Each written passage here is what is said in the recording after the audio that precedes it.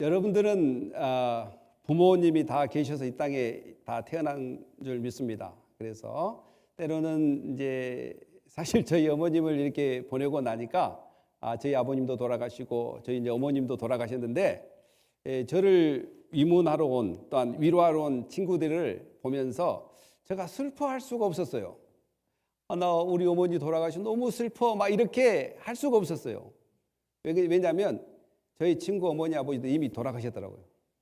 이미 그런 경험을 하고 있는 그 친구들 앞에서 마치 나만 겪는 슬픔인 것처럼 막 슬프다고 이야기할 수가 없어서 슬픔을 나눌 수가 없고 혼자 조용히 있을 때 평소에 일주일에 이틀에 한 번, 3일에 한 번씩 이렇게 카톡 전화를 했던 그 어머님이 없어서 이렇게 누르고 싶은데 누를 곳이 이렇게 멈춰져서 너무 이제 슬픈 그런 거는 있습니다. 물론 이 슬픔이라는 것은 앞으로 우리 어머님을 만나겠지만 잠시 보고 싶을 때 못 보고 또 만나고 싶을 때 못 만나는 그 슬픔을 지금 이야기하는 건데, 근데 이런 슬픔은 나만 있는 것이 아니더라라는 것이죠. 그래서 어떻게 보면 다 고아처럼 살아가는 사람도 있고 또 고아가 지금은 아니지만 고아가 될 사람들이 있는 것 같습니다.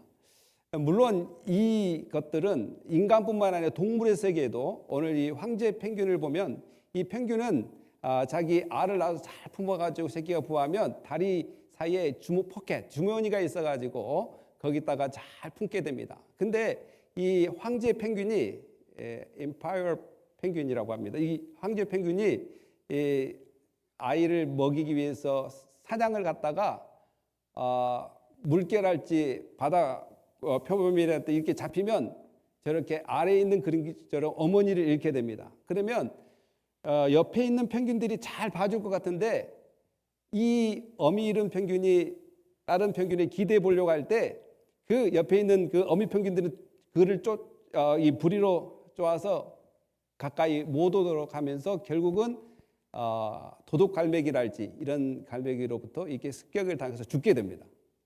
바로 이제 이런 것들이, 그래서 부모 없는 서름이 얼마나 큰지 이 동물의 세계를 보게 됩니다. 그러나 오늘 본문은 마찬가지로 예수님께서 요한복음 14장 18절과 26절 사이에 이야기한 것은 뭐냐면 제자들에게 나는 너희를 고아처럼 버리지 않겠다 이렇게 이야기합니다. 예수님께서 나는 너희를 고아처럼 버리지 않겠다. 영원히 너희와 함께하겠다. 영으로 함께하고 성령을 보내서 너희와 함께하겠다라고 우리에게 희망과 비전을 주게 됩니다. 그런데 우리가 이 얼마나 큰 이 은혜를 받고 있고 정말 우리 육신의 부모님은 잠시 잠깐 세상에 살 때 부모 역할을 하지만 영원한 부모는 아니더라라는 것이죠. 영원히 우리를 지켜주지 않지만 예수님께서는 심지어 십자가에 죽기 전에 제자들에게 나는 너희를 고아처럼 버려두지 않겠다. 나는 너에게 성령을 선물로 줄 뿐만 아니라 보혜사를 보내서 너희를 지키시고 보호할 뿐만 아니라 너희를 예수 그리스도의 보혈로 말미암아 진리로 말미암아 너희를 지키시고 너희와 항상 함께 하겠다 이렇게 약속을 합니다. 얼마나 놀라운 진리입니까? 얼마나 우리에게 위로가 됩니까?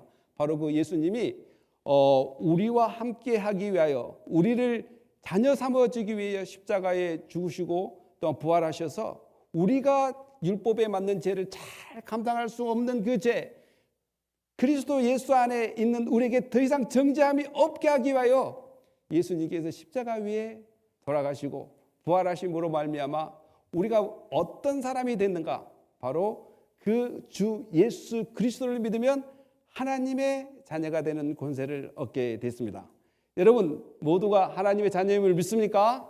바로 우리가 하나님의 자녀입니다. 우리 이 하나님의 자녀된 것을 바울은 우리에게 확신을 시켜줍니다. 너희는 예수님 때문에 하나님의 자녀다. 하나님의 자녀다. 이런 말씀을 오늘 본문을 통해서 이야기합니다. 오늘 본문을 하나하나 보면서 어떻게 우리가 자녀가 됐고 어떤 베네핏이 우리에게 있는지를 하나님 말씀을 통해서 살펴보겠습니다. 우리 12절 한번 읽어볼까요? 그러므로 시작.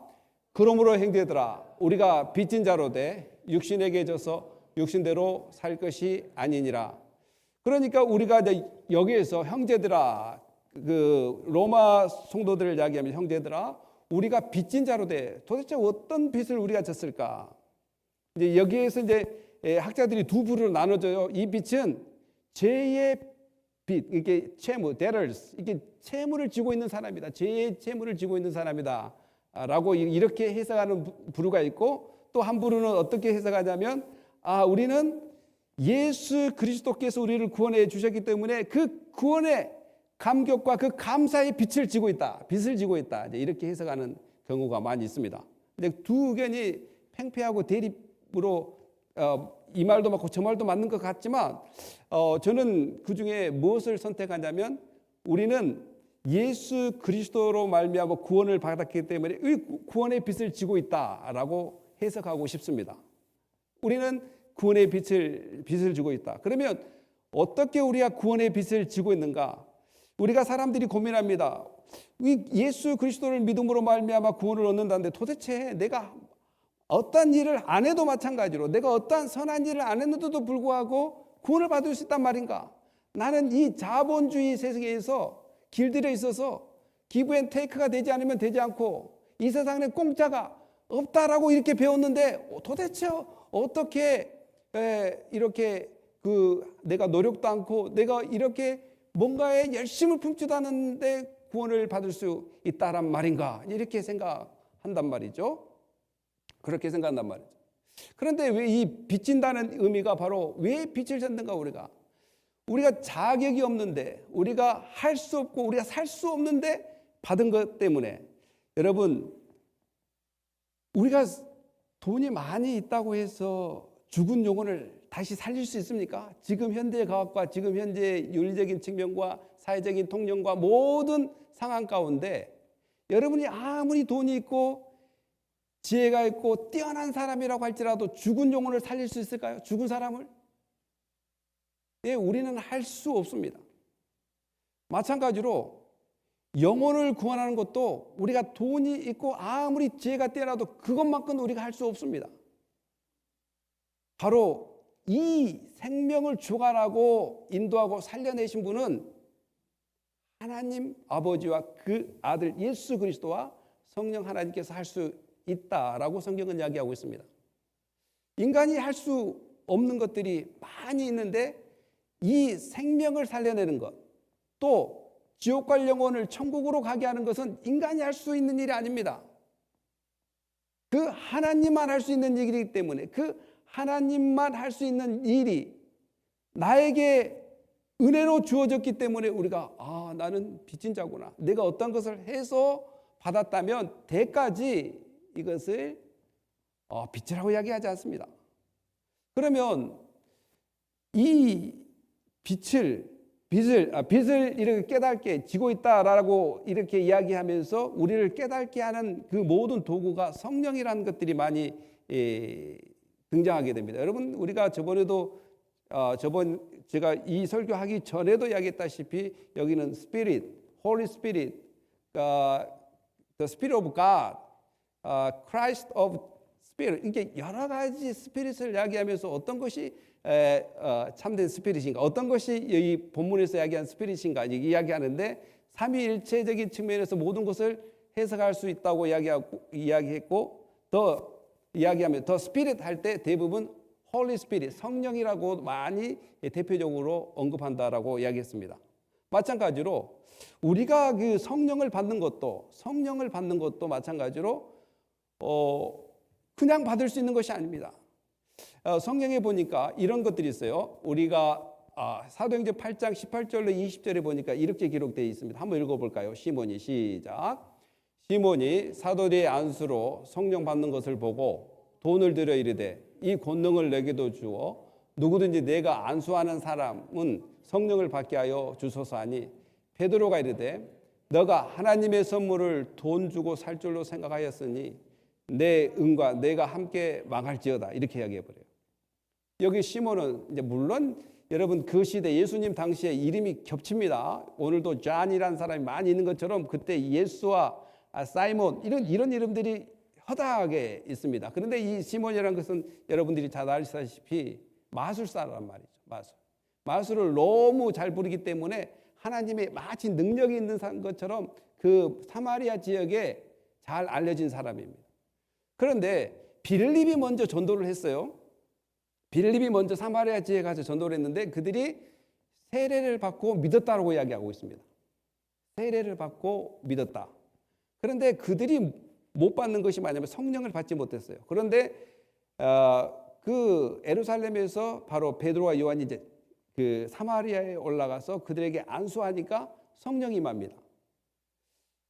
그러니까 그걸 보고 있는 이 시몬이 여러분들 그 마술사 시몬이 보니까 자기도 안수해서 사람들이 성령 받게 하면 좋겠다라고 이야기하니까 이것을 돈으로 그런 그 성령을 줄 수 있는 능력을 돈으로 살려고 하니까 이거 돈으로 사는 것이 아니라 이 성령 받는 것도 뭐라고 이야기합니까? 바로 하나님의 선물이라고 이야기합니다. 크게 그 성경에서는 성령을 받는 그 방법이 하나님의 주권 안에 있습니다. 단지 하나님은 사도들을 통해서 성령을 줄 때가 있고 사도들이 안수할 때 성령을 줄 때가 있고 물론 사도들이 다 안수한다고 성령 다 받는 그런 보장은 없습니다. 그러나 하나님의 기쁘신 뜻에 따라서 사도들이 안수할 때 성령이 임할 때가 있고 찬양할 때 성령이 임할 때가 있고 기도할 때 성령이 임할 때가 있고 기도도 않고 찬양도 안 했는데 성령이 임할 때가 있고 그래서 이것은 우리가 예측할 수 없는 하나님의 절대적인 은혜 가운데 주어진 능력입니다. 믿습니까? 뭘 했다고 해서 받는 것이 아니에요. 뭘 했다고 해서. 기도를 많이 하니까 또 주는 것도 아니에요. 보니까. 또 기도를 안 해도 받을 때가 있고 기도를 많이 해서 받을 때 있고 또 찬양만 했는데도 받을 때 있고 전혀 믿음도 없는데 그냥 사도들이 안수하니까 성령이 임하는. 그러니까 하나님의 기쁘신 뜻에 따라 하나님이 선택하는 사람들에게 주는 것이 바로 성령입니다. 돈으로 사는 것이 아니에요. 그러면 성령 받는 것만 그러면 아무나 받을 수 있는 것이 아닌 것뿐만 아니라 구원도 마찬가지예요. 에베소 2장 8절 9절 한번 읽어볼까요? 너희는 시작. 너희는 그 은혜에 인하여 믿음으로 말미암아 구원을 받았으니 이것은 너희에게서 난 것이 아니요 하나님의 선물이라. 행위에서 난 것이 아니니 이는 누구든지 자랑하지 못하게 함이라. 아멘. 성령과 구원은 떼낼래야 떼낼 수 없는데 성령을 받는 것이 하나님의 선물이면 마찬가지로 구원도 하나님의 선물입니다. 왜냐하면 이제 어떤 분은 이렇게 내가 믿었기 때문에 구원받느냐라고 이야기해요. 아까 우리 하이델베르크 교리문답에서 우리가 믿었기 때문이란 그 신뢰로 구원받는 것이 아니라고 했어요. 하나님께서 그 방법을 사용하는 것이죠. 믿음이란 도구를 사용하는 것입니다. 그래서 너희는 그 은혜에 의하여 믿음으로 말미암아 구원을 얻었다. 믿음으로 말미암아 구원을 받았으니 이것 믿음으로 말미암아 구원받은 이것이 너희에게서 난 것이 아니요 하나님의 선물이라. 믿음으로 구원을 받는 그 자체도 하나님의 선물이라는 사실입니다. 그러니까 내가 내세울 것이 하나도 없고 전적인 하나님의 은혜에 의하여 구원을 받은 나로서는 나는 하나님께 빚진 자다. 그러면 이렇게 생각하겠습니까? 그럼 빚은 갚아야 되지 않겠습니까? 그런데 이건 수사학적 의미입니다. 수사학적. 너희가 어떤 처지에 있느냐? 바로 빚을 진 사람처럼 너희가 은혜를 받았다 이 말이에요. 그러나 우리가 이 빚을 갚을 수 있냐? 여기에 있는 모든 사람들은 이 빚을 갚을 수가 없습니다. 성령을 받았다는 것, 구원을 받았다는 그 값어치에 대한 빚을 갚을 수 있는 사람이 한 명도 없습니다. 그래서 우리가 이 빚을 갚는다라고 할 때 이 빚을 갚는 것이 아니라 우리는 받을 수 없는 또한 우리가 생각지도 못하는 이 엄청난 은혜, 그 누구도 줄 수 없는 것을 받았기 때문에 우리가 하나님께 감사를 표현하게 됩니다. 그래서 이제 우리가 율법에 의해서 모든 것을 하는 것이 아니라 감사에 의해서 모든 것을 하게 됩니다. 여러분들을 예배에 오는 것은 뭡니까? 감사를 표현하기 위해서 예배에 왔습니다. 여러분들이 헌금을 드리는 이유가 뭡니까? 감사를 표현하기 위해서 헌금을 드립니다. 여러분들이 봉사하는 이유가 뭡니까? 감사를 표현하기 위해서 봉사를 하게 됩니다. 모든 것을 감사의 기준으로 여러분들이 나 같은 죄인이 구원받고 나 같은 죄인이 성령을 받았기 때문에 이 은혜의 빛을 갚는 것이 아니라 그 빛이라는 그 통로를 통해서 뭘 표현하냐? 바로 감사를 표현하는 것입니다. 그래서 감사가 풍성한 사람은 기쁨으로 하게 되는 거예요. 모든 것을 기쁨으로 하게 되는 것입니다. 저는 우리 교회 성도님들이 너무 감사한 것이 뭐냐면, 여러분 일주일 동안 또한 한 달 동안 열심히 그렇게 일을 해서 내가 이번 달에는 우리 성도님들 밥 한번 내가 대접해야지 하는 마음으로 일주일마다 이렇게 밥을 섬기는 걸 보면 너무 대단해요. 50명의 밥을 이렇게 대하는 것, 이것은 다 어디서 나왔을까요? 이 하나님의 교회, 하나님의 성도들을 섬기는 것, 이렇게 열심히 돈을 벌어서 그 돈을 번 걸 가지고 내가 우리 성도들 밥 한 번 못 사, 이런 마음으로 이렇게 대하는 것을 볼 때 너무 대단하다. 이것이 어디서 나왔을까요? 바로 감사에서 나온 것이 아닐까요? 내가 구원받은 사람, 내가 성령 받은 사람, 내가 예수님 통해서 형제 자매가 맺어져 버렸어요. 우리는 형제 자매입니다. 우리는 뭐예요? 가족입니다. 우리는 가족에서 했던 그 가족 행위가 이 교회 안에서 여전히 행해집니다. 그래서 이런 그 감사가 표현되는 것은 바로 의무적으로나 어떤 율법적인 것이 아니라 감사의 표현에서 모든 것이 나오게 되는 것입니다. 그래서 우리가 범사에 감사라는 것은 감사하기 때문에 예배드리고, 감사하기 때문에 헌금을 드리고, 감사하기 때문에 봉사하고, 감사하기 때문에 예수 그리스도의 피로 맺어진 형제를 사랑하게 되고, 이렇게 되는 것입니다. 왜 그렇습니까? 우리는 이 빛을 갚을 수 없고, 이 빛은 그저 감사로 표현하는 신앙으로 연결되게 되었기 때문입니다. 그래서 우리가 하지 말아야 될 것은 뭐냐면, 이제 감사로 살아야 되는데 계속 옛 구습을 따라서 제약된 삶을 계속 영위하는 것에서 벗어나야 된다. 한번 볼까요? 13절 시작. 너희가 육신대로 살면 반드시 죽을 것이로되 영으로서 몸의 행실을 죽이면 살리니. 너희가 육신대로 살면 반드시, 그럼 육신대로 산다는 것이 뭘까요? 또 영으로서 몸의 행실을 죽이면 살리니. 그러면 영으로서 몸의 행실을 죽인다는 것이 무엇일까요? 이것이 우리가 알아야 될 것이 아니겠습니까? 그러니까 갈라디아서 5장 19절 21절은 육신대로 산다, 육체의 일, 육신대로 산다는 것이 무엇인가를 대략적으로 이렇게 열거되어 있는데 한번 읽어보겠습니다. 육체의 일은 시작. 곧 음행과 더러운 것과 호색과 우상숭배와 주술과 원수 맺는 것과 분쟁과 시기, 분냄과 당짓는 것과 분열함과 이단과 투기와 수치함과 방탄함과 또 그와 같은 것이라. 전에 너희에게 경계한 것 같이 경계하노니 이런 일을 하는 자들은 하나님의 나라를 유업으로 받지 못할 것이요. 여러분, 이제 한국 성경과 영어 성경의 좀 차이, 그리고 원문 성경의 차이가 뭐냐면 A라는 것이 헬라어로 A, if란 말이에요. 컨디셔널, 조건절이란 말이에요. 조건, 뭐뭐 하면 뭐뭐 한다. 그런데 이제 우리 한국 성경은 조건절을 빼버렸어요. 너희가 육신대로 살면 반드시 죽을 것이라 영으로. 그러니까 이제 믿는 사람이 구원을 받았지만 믿는 사람이 죄를 지면 죽는다, 이렇게 해석할 수가 있단 말이죠. 조건절이 빠져버렸으니까. 근데 영어는 뭐예요? For if you live according to the flesh. if, 만약이란 말이에요. 왜 만약이라는 말을 쓸 수가 있을까요? 우리는 여기 있는 사람들이 다 예수를 진정으로 믿는지 안 믿는지 알 수가 없어요. 바울도 알 수 없고 저도 알 수 없고, 다만 여러분들이 신앙 고백과 하나님만 알 수 있습니다. 그러나 우리가 알 수 있는 것은 열매로 알 수 있는데 행위로 알 수 있고 어떻게 말씀대로 살아가는가라는 것을 보면서 마치 흐릿하게 알 수 있지만 완벽하게 알 수 있는 것은 여러분의 신앙 고백과 하나님 관계 속에 알 수 있어요.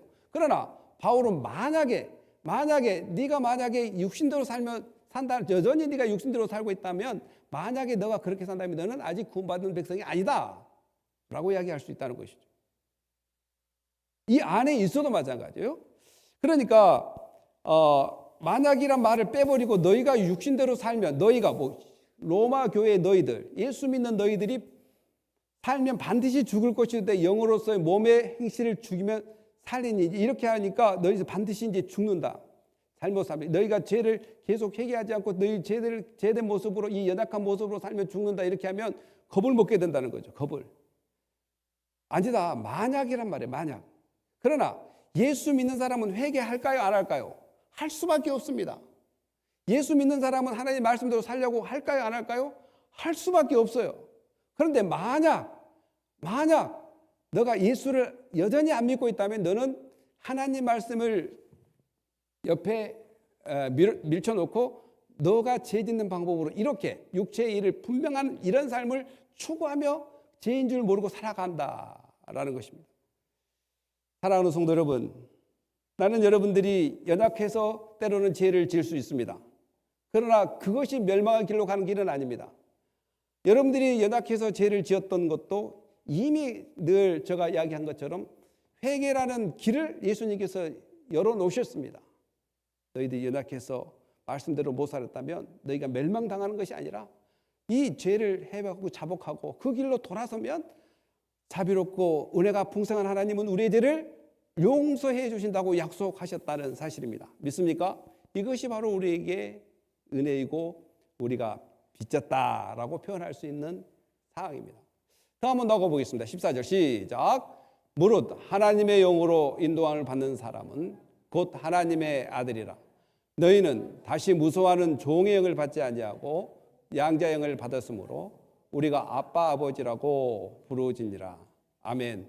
여러분, 무릇 하나님의 영으로 인도함을 받는 사람은 곧 하나님의 아들이라. 우리가 하나님의 영이라고도 이야기하고 그리스도의 영, 또 홀리 스피릿, 여러 가지 영은 곧 결론적으로 뭐예요? 삼위일체 하나님이라고도 볼 수 있습니다. 그러니까 삼위일체 하나님께서 우리를 인도해 나간다. 우리가 성령을 가진다고 합니까? 우리가 성령을 산다고 합니까? 성령을 받았다라고 이야기합니까? 우리는 성령을 받았다고 이야기합니다. 그리고 우리가 하나님을 인도한다고 이야기합니까? 하나님이 우리를 인도한다고 이야기합니까? 성경은 하나님이 우리를 인도한다고 이야기합니다. 그러니까 모든 주권은 하나님께 있습니다. 성령께 있고요. 그래서 하나님의 영으로 인도함 받는 사람은 곧 하나님의 아들이라. 여기서 아들 그러면 sons 이렇게 남자만을 이야기하는 것이 아니라 하나님의 백성들을 이야기합니다. 여러분, 하나님의 진정한 아들은 누굴까요? 하나님 아버지의 진정한 아들 바로 예수 그리스도입니다. 예수 그리스도만 하나님의 진정한 아들입니다. 하나님 아버지의 진정한 아들은 begotten son, 예수님만이 진정한 아들입니다. 그러면 우리는 무엇일까요? 우리는 바로 창조된 자녀입니다. 창조된 자녀. 우리는 창조된 자녀입니다. 그 창조된 자녀가 타락을 해서 하나님과 분리됐습니다. 떨어졌습니다. 그래서 예수님을 통해서 다시 회복시켰습니다.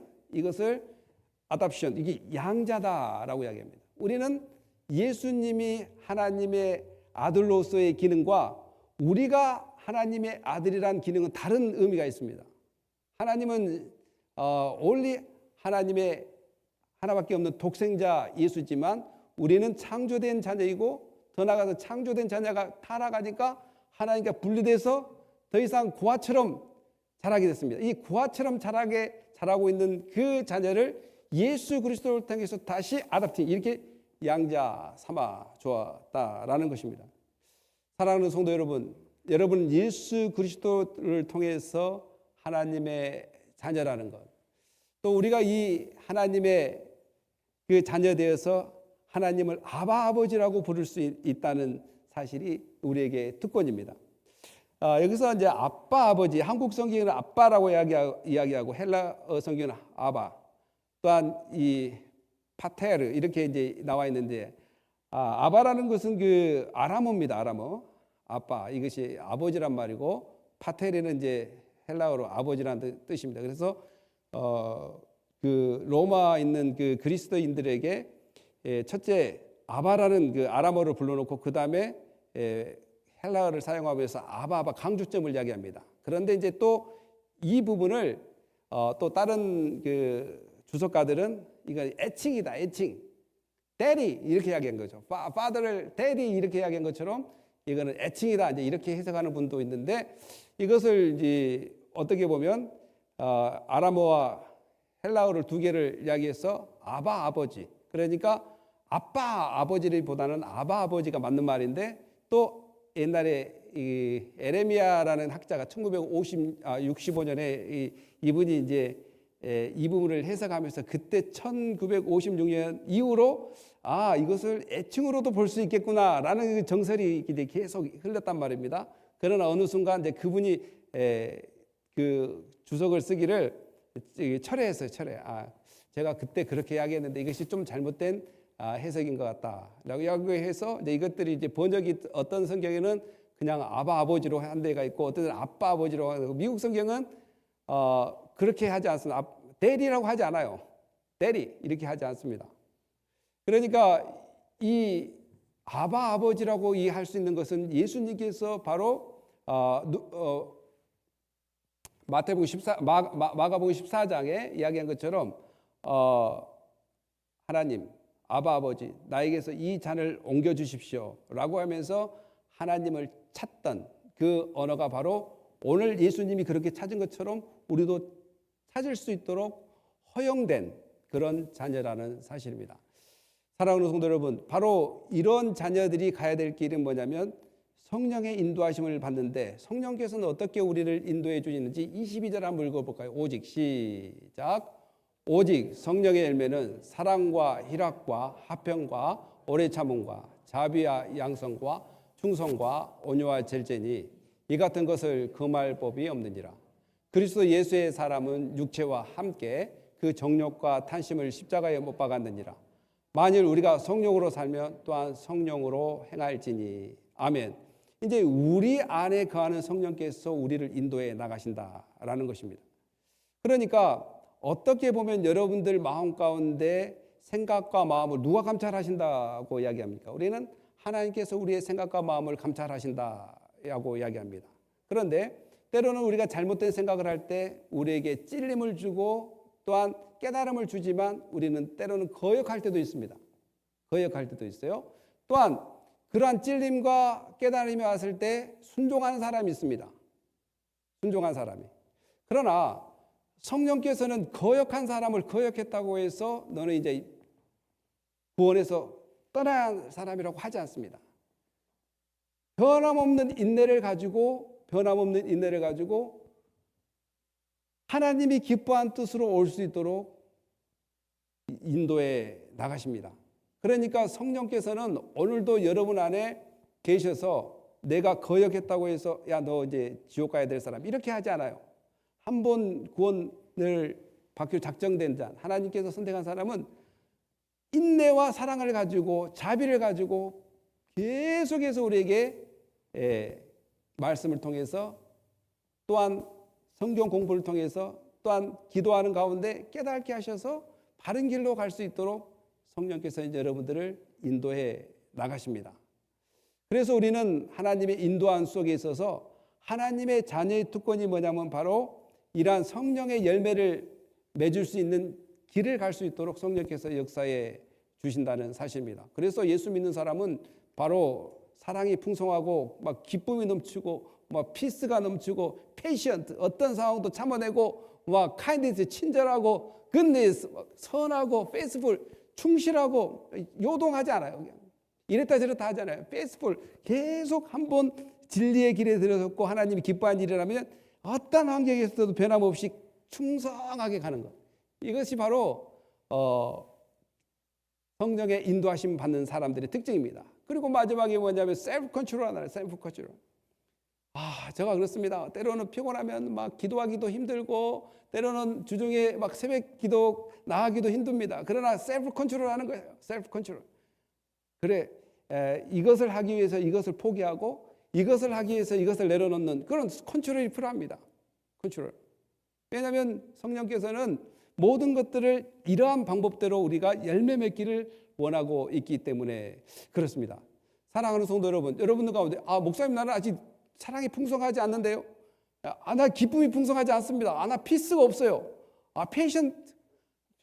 페이션이 없습니다. 라고 이야기할 수 있습니다. 네, 우리는 바로 이것을 뭐라고 해요? 성화, 계속해서 그로업 하고 있습니다. 그로업.